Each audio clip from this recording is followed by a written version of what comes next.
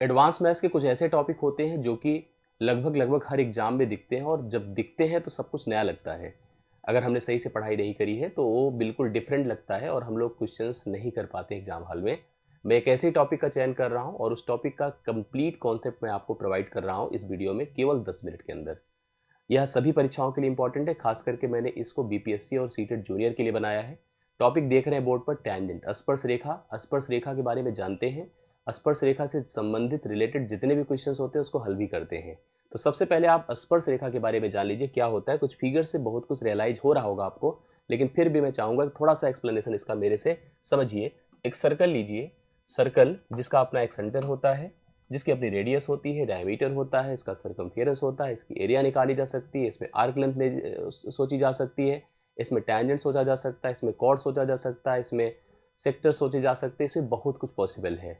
उसी का एक बहुत ही महत्वपूर्ण पार्ट होता है टैंजेंट। क्या होता है टैंजेंट? टैंजेंट सबसे पहली चीज एक लाइन है जो कि स्पर्श रेखा कहलाती है। तो सबसे पहली बात तो स्पर्श रेखा और नॉर्मल रेखा में फ़र्क क्या है। जैसे आपको कोई कहे कि हम एक लाइन है, इस लाइन से होकर आपको गुजरना है, तो if you touching the line, just touching the line, so it this line is tangent to us, वो हमसे स्पर्श करती हुई जा रही। जैसे कभी कहते हैं छूती हुई कोई लाइन चली जाए। कभी आपने देखा होगा कि मूवीज़ में बताया जाता है कि गोली कान से छूती चली गई, बस टच नहीं किया, इंटरसेक्ट नहीं किया, प्रतिच्छेद नहीं किया, उसने जस्ट टच किया एट अ पॉइंट। जैसे हमने कहा कि एक रेखा थी जो सर्कल के सतह को छूती चली गई, सर्कल के सतह को छूती चली गई, so that is called the tangent line. इसी को आप एक स्पर्श रेखा कहते हैं, जिसने सतह के किसी एक बिंदु को टच किया है। So this line is called the tangent. यही स्पर्श रेखा है। आपके मन में इसको लेके डाउट ना हो कि इसने, जैसे मान लीजिए दिस हैंड, ये मेरा जो हाथ है, that is the curve of circle, circle का कर्व है, और एक लाइन है जो कि स्पर्श रेखा है, तो यह कहीं ऐसे नहीं टच करेगी, ऐसे इस सरफेस पर टच नहीं करेगी, but touching at a point, एक किसी एक बिंदु पर टच करेगी। इसलिए मैंने कहा सर्कल पर कोई एक बिंदु था, सपोज करो दैट इज एक्स। इस लाइन ने जो कि फ्रॉम द पी होकर आ रही थी, दैट इज स्ट्रेट लाइन, सरल रेखा है, सर्कल के इस बिंदु एक्स को टच किया। So this line is called tangent. इसी को हम लोग कहते हैं स्पर्श रेखा। अब जानिए कि स्पर्श रेखा से संबंधित और क्या क्या होता है। फर्स्ट ऑफ ऑल, अगर यह स्पर्श रेखा है तो यह लाइन को, सर्कल के सतह को केवल टच करेगी, उसे प्रतिच्छेद नहीं करेगी, उसे भेदेगी नहीं, बल्कि छूती हुई चली जाएगी। जब छुएगी तो यहाँ पर इसका सेंटर है, तुरंत एक बात जनरेट होगी, सेंटर से उस सतह के उस बिंदु पर जो कोण बनेगा दैट विल ऑलवेज 90 डिग्री। अब यहाँ पर आपसे कुछ प्रश्न भी पूछा जा सकता है, जैसे क्या कि सबसे पहले अगर हम इसको इससे मिला दें, so this is called the this structure is called triangle. यह जो पूरा बनकर आया एक त्रिभुज है और एक समकोण त्रिभुज है, और समकोण त्रिभुज के जितने भी नियम होते हैं जो पाइथागोरस से रिलेट करते हैं वो सब अप्लाई होंगे। अर्थात यह जो ओपी है that is distance from centre to the point, जहां से स्पर्श रेखा ड्रॉ की गई है वो केंद्र से उसकी दूरी है, और उसी को हम कर्ण कहते हैं, अंग्रेजी में हाइपोटेन्यूज कहते हैं। अब उसमें एक लंब हो जाएगा, एक आधार हो जाएगा। जो पाइथागोरस के नियम पर आधारित क्वेश्चन हो सकते हैं वो सब पूछे जा सकते हैं। मतलब आपसे स्पर्श रेखा की लंबाई पूछी जा सकती है, आपसे वृत्त का केंद्र से सतह की दूरी अर्थात इसकी रेडियस पूछी जा सकती है, और केंद्र से उस बिंदु की दूरी पूछी जा सकती है जहां से स्पर्श रेखा को ड्रॉ किया गया है। एक बात तो समझ में आई। दूसरी बातें कुछ यहाँ पर थोड़ा कन्फर्म करिए। अब जैसे एक हमारे मन में आता होगा कि जो स्पर्श रेखा बनी वो फ्रॉम अ पॉइंट कंसीडर की जाती है, कि एक बिंदु से हमने एक लाइन ड्रॉ किया जो सर्कल की सतह को टच किया। अब मन में एक प्रश्न आता है कि स्पर्श रेखा तो चलो हम समझ गए कि वह लाइन जो टच करेगी वही स्पर्श रेखा है, वो कभी क्रॉस नहीं करेगी, कभी जो है रुक नहीं जाएगी कहीं पर, वह सतह के किसी एक बिंदु पर सर्कल की टच करेगी। बट ये बनती कैसे है, कब कब बनती है, कब कब नहीं बनती है। लेकिन इन सब के बनने के पीछे एक सबसे इंपॉर्टेंट टर्म होना चाहिए, अपर पॉइंट, जहां से वह स्पर्श रेखा डाली जाती है। अगर मैं आपसे कह दूं कि रियलाइज सर्कल, पहले तो कंसीडर अ सर्कल, एक सर्कल सोचो, सर्कल के सराउंडिंग हम कितने अलग अलग स्पेस पर पॉइंट जनरेट कर सकते हैं। तो पहली चीज दिमाग में रखिए, अगर सर्कल है, इसका सेंटर है, तो सर्कल के आसपास उसकी सराउंडिंग में तीन जगह, तीन डिफरेंट डिफरेंट पोजीशन पर हम अलग अलग पॉइंट्स बना सकते हैं। ये भी आपसे पूछ सकता है। एक पॉइंट सर्कल के अंदर हो सकता है, दैट इज ए। एक पॉइंट सर्कल पर हो सकता है, दैट इज बी। एक पॉइंट सर्कल के बाहर हो सकता है, दैट इज सी। मतलब ये तीन बिंदु के अलावा अब आप सोच के बता दो, एक सर्कल के अंदर हो सकता है, एक सर्कल के बाहर हो सकता है, एक सर्कल पर हो सकता है।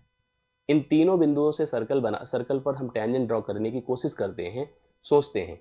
बट कब कब कर पाते हैं, कब कब नहीं कर पाते, इसके लिए थोड़ा सा समझना है। और उस समझने से पहले, क्या आपको पता है कि आपको अगर कोई लेंथ दे दिया, कोई बिंदु दे दिया, उसको आप रिकॉग्नाइज कर सकते हैं कि वह सर्कल में कहाँ पर स्थित है, सर्कल के बाहर है कि सर्कल के अंदर है कि सर्कल पर है। इसके लिए आप उस सर्कल का रेडियस निकाल लो। सर्कल की रेडियस सपोज करिए कि वह आपकी आर है, सपोज क्या, नियत आर है। हम लोग उस सेंटर से उन प्रत्येक बिंदुओं की दूरी निकाल लें, उन प्रत्येक बिंदुओं की दूरी निकाल दें। हमने ओ ए निकाला, हमने ओ बी निकाला, हमने ओ सी निकाला।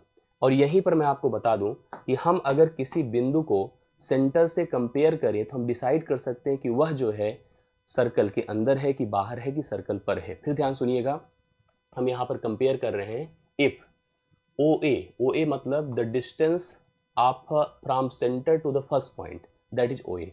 अगर वह लेस देन आर है, आर से छोटा है, त्रिज्या से छोटा है, तो हम कहेंगे कि ए जो है वृत्त के अंदर स्थित है, वृत्त के अंदर स्थित है। ध्यान दीजिएगा, वृत्त के अंदर स्थित है।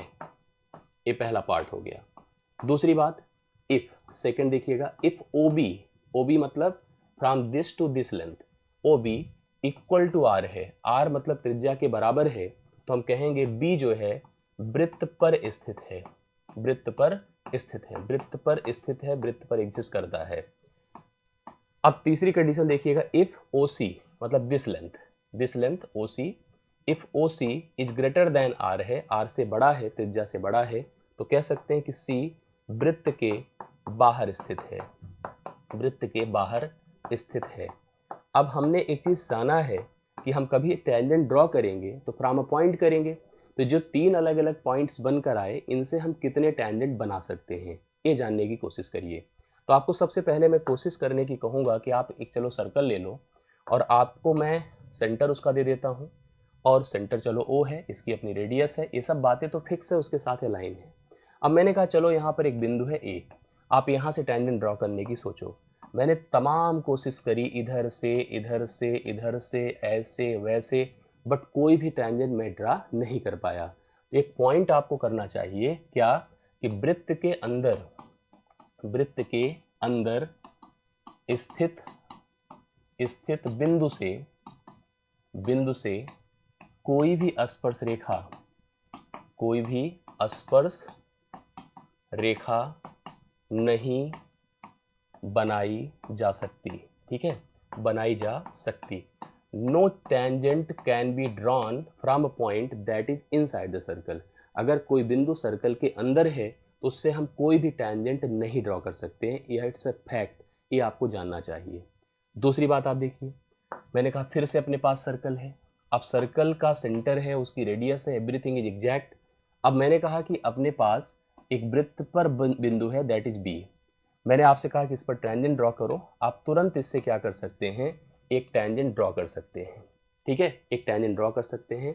तो हम यहाँ पर आपसे कहेंगे नोट दिस पॉइंट, वृत्त पर स्थित बिंदु से एक स्पर्श रेखा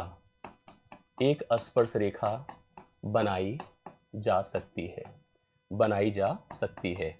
मतलब आप जस्ट स्पेसिफाई कर सकते हैं कि there is only one tangent line can be drawn from a point that is at the circle.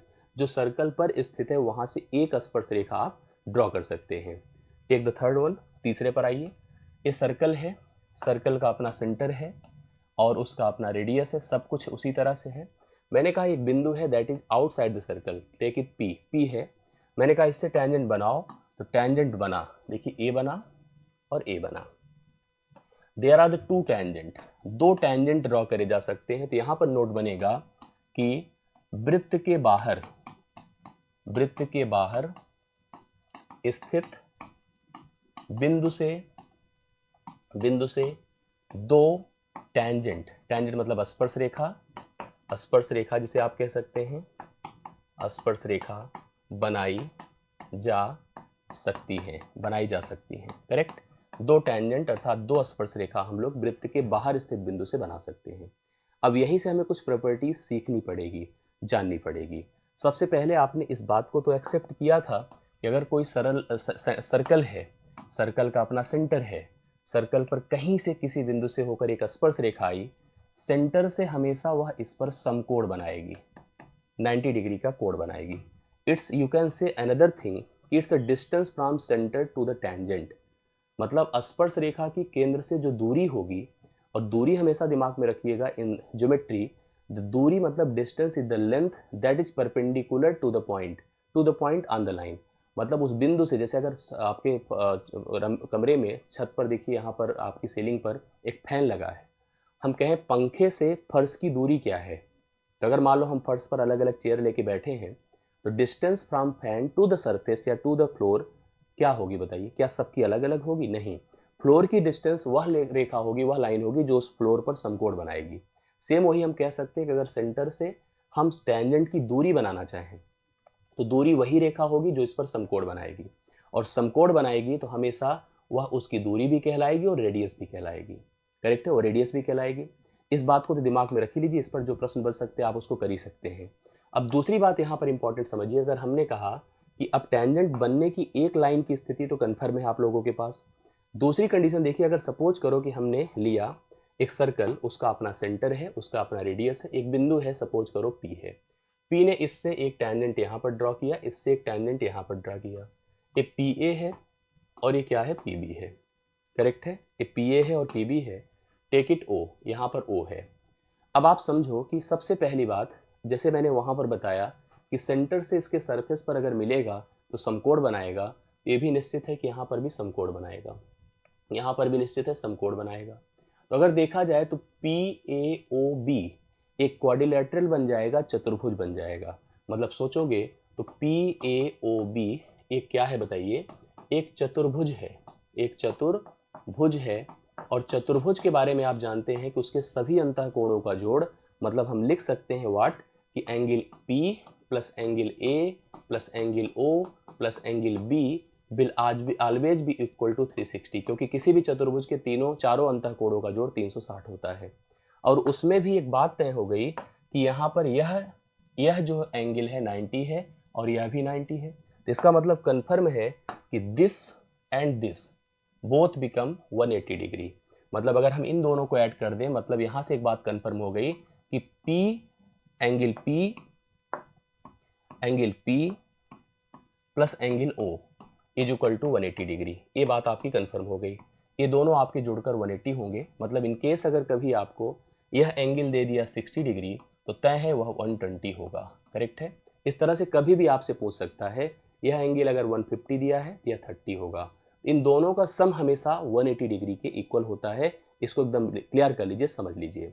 अब आइए कुछ बातें और समझिए। क्या समझिए? अगर हम लोग ऐसे एक लाइन दोनों को ज्वाइन करके मिला दें, ऐसे मिला दिया मैंने, मिलाते ही देखिए दो ट्रायंगल बन गए। दो त्रिभुज बना, एक तो PAO बना, एक PBO बना। कन्फर्म है। अब PAO और PBO बना, तो इसमें भी ध्यान दीजिएगा, यह लाइन इस लाइन की इक्वल है, बिल्कुल है, क्योंकि बोथ आर द रेडियस, यह भी रेडियस है और यह भी रेडियस है। ये दोनों लाइन, ये लाइन जो PO है that is common in this triangle and this triangle, दोनों में कॉमन है, बिल्कुल कॉमन है। तो आप कह सकते हैं कि आप, अच्छा इसके साथ साथ यहाँ भी 90 है, यहाँ भी 90 है। तो आपने कॉन्ग्रुएंसी पढ़ी होगी कि अगर कभी भी दो त्रिभुज हैं, ध्यान दीजिएगा, अगर कभी भी दो ट्रायंगल हैं, एक 90 है, यहाँ भी 90 है, हाइपोटेन्यूज दोनों आपस में इक्वल है और कोई अन्य साइड भी आपस में इक्वल है, तो दोनों कॉन्ग्रुएंट होते हैं, दोनों सर्वांगसम होते हैं। इसका मतलब दिस ट्रायंगल PAO, ध्यान दीजिएगा, triangle PAO is congruent to triangle PBO। दोनों आपस में क्या है बताइए? सर्वांगसम है। और जब दो त्रिभुज सर्वांगसम होते हैं तो उनके जितने भी बचे पार्ट्स होते हैं, चाहे वो साइड्स हो चाहे एंगल हो, ऑटोमेटिकली इक्वल हो जाते हैं। तो पहली एक इंपॉर्टेंट अपडेट आपको मिलेगी, वह बहुत ही इंपॉर्टेंट होगी। ये दोनों टेंजेंट, ए टेंजेंट और ए टेंजेंट आपस में इक्वल होगा। मीन्स हम लिख सकते हैं कि PA is equal to PB। This is very important fact कि यहाँ पर कभी भी अगर हमसे कहा जाए कि फ्रॉम अ पॉइंट, अगर हम किसी बाह्यता बिंदु से किसी सर्कल पर दो टेंजेंट ड्रॉ करते हैं, they must be equal to each other, दोनों आपस में हमेशा बराबर होते हैं। इस this time PA is equal to PB। इतनी बातें कंफर्म हो गई। दूसरी इंपॉर्टेंट अपडेट, क्योंकि दोनों त्रिभुज कॉन्ग्रुएंट हैं तो उनके जो बचे पार्ट्स हैं in terms of the angles वो भी ऑटोमेटिकली इक्वल होंगे। मीन्स यह एंगल इसके बराबर हो जाएगा और साथ साथ यह एंगल जो होगा वह इसके बराबर हो जाएगा। करेक्ट है। इतनी बातें आप अगर समझे हैं तो बहुत कुछ आपको अपडेट करेगी, बहुत तरह के अलग अलग प्रश्नों को आपको हल कराते दिखेगी। जैसे मैं एक दो प्रश्न आपको करके दिखाता हूँ। फर्स्ट ऑफ ऑल, अगर हमने कोई एक ऐसे सर्कल लिया और यहाँ से मैंने एक बिंदु P लिया और इस पर एक टेंजेंट हमने ड्रॉ किया दो। एक तो हमने PA ड्रॉ किया, दैट इज PB ड्रॉ किया, ये सेंटर है, ये आपके पास यहाँ पर हमने इस टाइप से इसको प्रेजेंट कर दिया। अब ध्यान से देखिएगा, अगर मैंने कहा चलो दिस इज 40 डिग्री, करेक्ट है, तो automatically it will be 140 degree, ये भी तय हो गया 140 होगा। और इसी चीज़ को अगर हम ऐसे थोड़ा सा इसी फिगर को देखिए फिर से ड्रॉ कर देते हैं, इसी फिगर को, मतलब कुछ डिफरेंट नहीं किया हमने, थोड़ा सा बड़ा भले दिख रहा होगा लेकिन कोई बात नहीं। और देखिए ये ऐसे फिर से हमने बनाया, P है, सपोज करो this is A, this is B, यहाँ पर PA है और PB है, यहाँ सेंटर है। हमने जैसे आपको बताया कि अगर यह 40 था, एक लाइन ऐसे अगर मैं ड्रॉ कर दूं, so it become 20 and it is also 20, ये दोनों 20-20 हो जाएंगे। और अगर यह पूरा 140 है तो आप समझो यह 70 होगा, यह भी 70 होगा, बिकॉज बोथ जो इंटरसेक्शंस हैं एंगल्स के वो भी ऑटोमेटिकली इक्वल होंगे। और साइड्स की बात करो तो आपको पता है कि अगर PB जो होगा, अगर सपोज करो x, तो यह लेंथ भी आपकी क्या हो जाएगी, x ही होगी। तो कभी भी ऐसी रिक्वायरमेंट्स पड़े तो आप समझे रहिए कि आपको कन्फर्म रहे। जैसे मान लो मैं अगर आपके सामने, अब देखिए एक बड़ा अच्छा सा एग्जांपल मैं इस पर एक्सप्लेन करता हूँ। सपोज करो एक सर्कल है और इस टाइप से क्वेश्चंस आपको एग्जाम में दिखता भी है कि मान लो अगर हमने कहा कि टेक अ पॉइंट, अगर सपोज करो अपने पास एक A है, यहाँ से एक बना B एक कॉर्ड और एक BC बना एक कॉर्ड। कॉर्ड मतलब जीवा, इसके बारे में मैं आपको एक्सप्लेन करूंगा। अब इसने कहा कि एक बाहर अगर सपोज करो पॉइंट P है और उस P से इन पर एक स्पर्श रेखा यहाँ पर B पर बना है और एक स्पर्श रेखा यहाँ पर मान लीजिए C पर बना है। अब इसने हमसे कहा कि if it is what, if it is अगर मान लो 50 है तो आपसे इस एंगल के बारे में पूछा कि क्या होगा। बड़े आराम से आप बता सकते। देखिए इसके बारे में कॉर्ड की एक प्रॉपर्टी होती है, वो भी आपको थोड़ा सा जान लेना चाहिए कि कभी कोई सर्कल हो, सर्कल का सेंटर है और यहाँ पर दो पॉइंट हैं A और B, दोनों ने केंद्र पर अर्थात सेंटर पर जो एंगल बनाते हैं उस सरफेस पे बने एंगल का डबल होता है। मतलब अगर यहाँ x होगा तो दिस 2x होगा। इसी तरह से अगर हम लोग यहाँ पर पॉइंट ये सोचें और इनको यहाँ पर सेंटर कंसीडर करें, ये देखिए, तो ये अगर 150 है तो ये 100 हो जाएगा, ये 100 हो गया। और अगर ये 100 हो गया तो तय है, आपको कंफर्म भी है कि अभी अभी यही पढ़ा था कि अगर बाहर एक पॉइंट P था तो ये 100 है, तो दोनों को ऐड होकर के 180 डिग्री होना होगा। This become what, 80 degree. यह 80 हो जाएगा जिससे दोनों का जोड़ 180 डिग्री हो जाए। इस तरह से आपको एग्जाम से रिलेट करते वाला प्रश्न भी आपने देख लिया कि इस टाइप का क्वेश्चन भी कनेक्ट कर सकता है। एक बहुत बढ़िया सा क्वेश्चन इस टाइप का और बनता है, देखिए जो टेंजेंट से रिलेट करेगा। जैसे कभी आपको एक ट्रायंगल दे दिया, सपोज करो एक ट्रायंगल है आपके पास और एक ट्रायंगल है, उसी के एक इंटच्ड मतलब अंदर की तरह है, जिसे इनस्क्राइब्ड कहते हैं। वी हैव ए सर्कल, हमारे पास एक सर्कल है, अपने पास जो ट्रायंगल है दैट इज ABC, अपना ABC है, इस टाइप से हमको दिया हुआ है। सपोज करो कि this is they are meeting at, यहाँ पर कुछ पॉइंट है, सपोज करिए this is M, this is N, this is O, ये अपने पास कुछ पॉइंट्स हैं।